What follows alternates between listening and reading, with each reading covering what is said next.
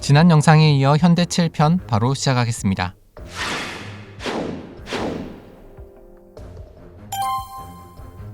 AMP 애플도어의 회장 롱바텀이 움직이자 버클레이즈 은행과의 차관 도입 협의가 본격적으로 시작되었습니다. 우선 버클레이즈 은행 측 관계자들은 한국으로 날아가 현대가 정말 조선 사업을 이끌어갈 능력이 있는지 검증하는 조사를 진행했습니다. 아무리 롱바텀이 추천서를 써줬다고 해도 어마어마한 처간을 그냥 내줄 수는 없었기 때문입니다. 그렇게 이들은 현대건설이 지은 화력발전소, 비료공장, 시멘트 공장들을 확인하고 직원들의 노동력까지 꼼꼼히 살펴본 결과 현대의 기술자들을 재교육 훈련을 시킨다면 선박 건조가 가능할 것이라는 결론을 냈습니다. 이후 주영은 버클레이즈 은행에서의 심사도 잘 거치며 어느새 마지막 관문인 면접만을 남겨놓게 됩니다. 그리고 곧 그는 버클레이즈 은행 부총재로부터 만나자는 연락을 받았습니다. 사실 런던 은행계는 아주 보수적이고 원칙주의를 고수하고 있어서 외부 압력이 금기시되는 곳이었다고 합니다. 주영은 철저히 자신의 능력으로만 평가받아야 했기 때문에 더욱 초조할 수밖에 없었습니다. 그래서 버클레이즈 은행 부총재와의 미팅 전날 주영은 만사를 제쳐두고 그냥 관광을 즐겼다고 합니다. 그렇게 세익스피어 생가와 옥스퍼드 대학을 둘러보던 중 우연히 옥스퍼드 대학의 졸업식도 볼 수 있었습니다. 그리고 다음날 한 식당에서 버클레이즈 은행 부총재와 만나게 된 주영은 무거운 침묵 속에 뜻밖의 질문을 받게 됩니다. 회장님은 대학 전공이 이공학입니까? 경영학입니까? 사실 부총재는 이미 주영의 최종 학력이 국민학교 졸업이라는 사실을 알고 있었습니다. 자칫 주영을 무시하는 발언처럼 여길 수 있었지만 주영은 당황하지 않고 대뜸 자신이 낸 사업 계획서는 잘 보았냐고 되물었습니다. 검토는 끝냈다는 부총재의 말에 주영은 이렇게 농담을 건넸습니다. 어제 제가 런던 시내 곳곳을 관광했습니다. 그러다 옥스퍼드 대학에 갔더니 마침 졸업식을 하고 있더군요. 그때 제가 부총재님께 보여드린 사업 계획서를 보여줬더니 그 자리에서 박사학위를 줬습니다. 주영의 재치있는 입담에 버클레이즈 은행 부총재는 그제서야 웃음을 보였습니다. 그리고 주영의 사업 계획서는 완벽했다고 극찬했다고 합니다. 이후 그는 주영에게 버클레이즈 은행은 앞으로 현대건설의 조선 사업을 적극적으로 지지할 것을 약속하겠다는 것과 현대가 제시한 사업 계획서를 수출 보증국으로 보내겠다는 말을 전했습니다. 그런데 차관 도입을 위해선 한 가지 산이 더 남아 있었습니다. 영국의 버클레이즈 은행이 우리나라의 현대에 차관을 두기 위해서는 영국 수출 신용 보증국인 ECGD의 보증이 필요했습니다. 당시 ECGD 보증 허가를 받는 것은 하늘의 별 따기만큼이나 어렵기로 악명 높았다고 합니다. 하지만 이번에는 버클레이즈 은행이 나서서 주영과 ECGD 총재의 면담 기회를 마련하며 적극적으로 도왔습니다. 그렇게 주영은 ECGD 총재를 만나게 되는데 ECGD 총재는 아주 현실적인 질문을 했습니다. 한 척당 4,5천만 달러는 좋게 되는 배를 세계에서 내놓으라는 조선업 기업의 것들을 다 마다하고 검증되지 않은 한국에서 만든 배를 누가 사냐는 겁니다. 이에 배를 살 사람이 있다는 확실한 증거를 내놓지 않는 이상 이 차관은 승인할 수 없다고 못 박았습니다. 난감했지만 정확하고 예리한 지적이었기에 주영은 더 이상 할 말이 없어 면담을 끝내게 됩니다. 그날 이후 주영의 목표는 단 하나였습니다. 현대가 만들 예정인 배를 살 사람을 찾는 것. 조선소를 세우기도 전에 배를 만들기도 전에 살 사람부터 구해야 하는 난감한 상황이었습니다. 사실상 차관은 불허한다는 뜻이나 다름없었지만 주영은 울산 미포만의 초라한 사진 한 장과 그 지역 지도 한 장, 마지막으로 스코트 리스고에서 빌린 26만 톤급 유조선 도면을 들고 다니면서 열심히 배를 살 사람을 찾아 나섰습니다. 이 배를 사준다고만 한다면 제가 영국에서 돈을 빌려 이 백사장의 조선소를 짓고 만들어주겠수다. 말 그대로 말도 안 되는 제안이었습니다. 그럼에도 주영이 어찌나 열심이었던지 롱바텀 회장은 자신이 아는 사람을 총동원해서 주영에게 소개해줬다고 합니다.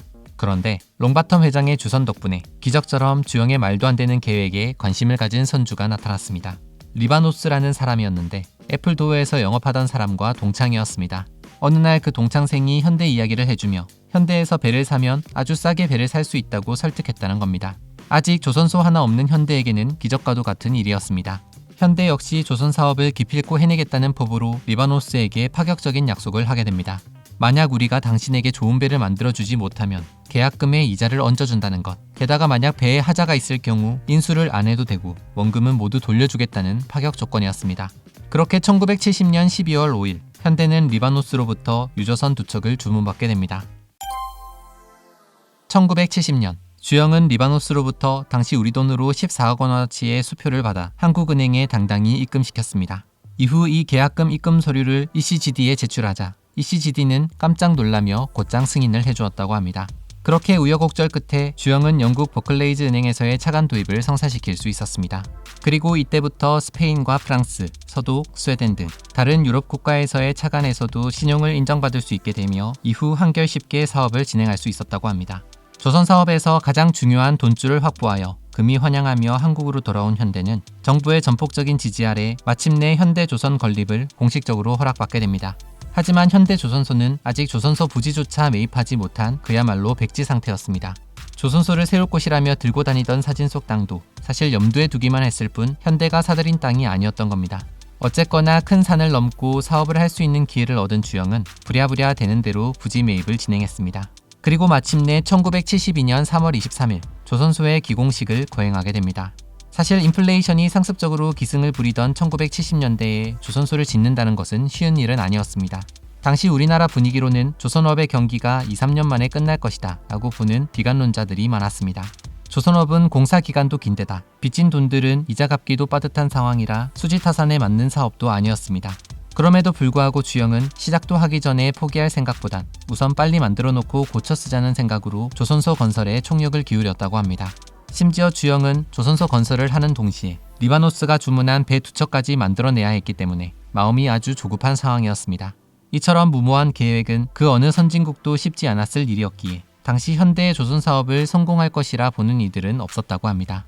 하지만 현대건설은 방파제를 쌓고 바다를 준설하고 암벽을 만들고 도크를 파는 동시에 배 2척을 만드는 등 묵묵히 계획을 이행했습니다.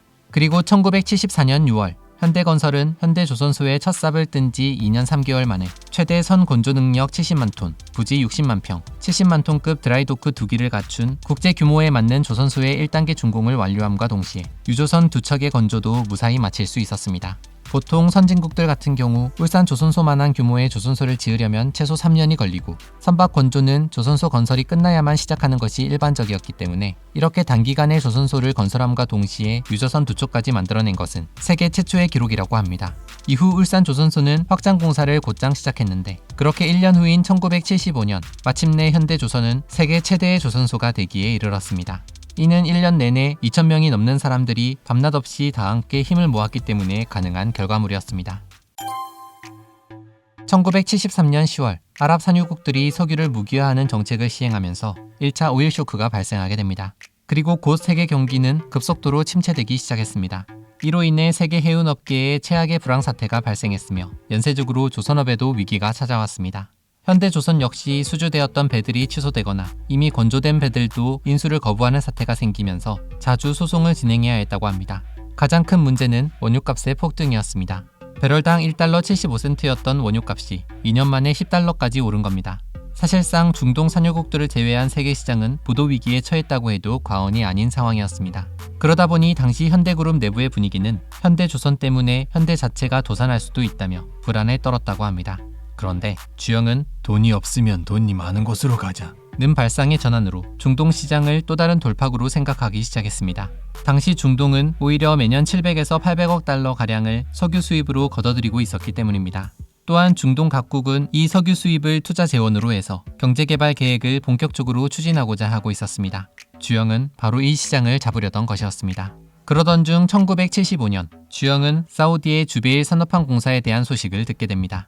주베일 산업항 공사는 세계 건설업계가 20세기 최대의 대역사로 부를 정도로 엄청난 규모의 일감이었기 때문에 미국, 영국, 서독, 네덜란드 등 세계적으로 내놓으라 하는 대다수의 건설업체들은 이미 입찰에 뛰어들어 준비를 마무리하는 중이었다고 합니다. 하지만 주영은 불과 입찰 7개월가량을 남겨둔 시점에 이 정보를 접하게 되어 준비할 시간이 턱없이 부족한 상황이었습니다. 뒤늦게 합류한 현대가 명함이나 내밀 수 있겠냐며 모두들 우려를 표했지만 주영은 무조건 이 공사를 현대가 따내야 한다며 고집을 부렸습니다. 그렇게 막무가내로 밀어붙이던 주영의 결정에 당시 현대건설과 현대중공업의 부사장이던 첫째 동생 인영은 중동 진출을 결사 반대하고 나섰습니다. 준비도 제대로 하지 않고 무리하게 중동 진출을 했다가 현대그룹 자체가 망할 것이라 생각했기 때문입니다. 의견 차이로 인해 두 형제의 갈등은 점점 심각해졌습니다. 직원들도 두 사람 사이에서 곤란한 경우가 한두 번이 아니었는데 주영이 서둘러 중동 진출해 누구보다 발빠르게 움직여야 한다 라고 하면 인영은 중동 대형 공사와 관련된 일을 하는 사람은 파면시키겠다 라고 원포를 놓아 직원들을 옴짝달싹 못하게 했던 겁니다. 주영이 현대그룹을 이끄는 왕회장이긴 했지만 현대는 주영 혼자서 일궈낸 기업은 아니었습니다. 인영 역시 미국 공병부대 장교 통역 시절 때부터 지금의 현대건설이 클 수 있는 발판을 마련했고 전쟁 이후 1953년부터 줄곧 현대건설의 부사장직을 역임하면서 1965년 태국의 파티니 나라티와 고속도로 건축, 1971년에는 베트남 공사 등을 수주하며 지금까지 주영 못지않게 현대를 위해 일생을 다 바쳐왔기 때문입니다. 주영은 인영과 의견이 좁혀지지 않자 1976년 결국 군포에 중장비 생산회사를 만든 뒤 인영을 강제 전보 발령시키는 초강수를 두게 됩니다. 이때 회사의 중동 진출 반대론자들도 한꺼번에 정리를 하게 되는데 이 일을 계기로 두 형제는 완전히 갈라서고 말았습니다. 형을 떠난 인영은 1977년 곧장 현대양행으로 독립했습니다. 원래 현대양행은 1962년에 미국 포드와 제휴에 설립한 자동차 부품 제조 회사였는데 현대자동차와 현대건설이 사실상 뿌리를 같이 하며 커왔기 때문에 국내 최초로 건설 중장비를 생산했던 중공업 회사이기도 했습니다. 인영은 형과 갈라진 이후 계속해서 자신의 뜻대로 현대양행을 중공업 중심의 회사로 키워가기 시작했습니다. 이후 한라건설, 한라자원, 만도기계, 인천조선 등을 세우며 한때 재계순위 20위권의 한라그룹으로 성장시켰습니다. 하지만 1980년 한라그룹은 대우그룹에게 인수당해 한국중공업으로 사명이 바뀌었다가 2000년 12월에는 두산그룹에 인수되어 지금의 두산에너빌리티가 되었습니다.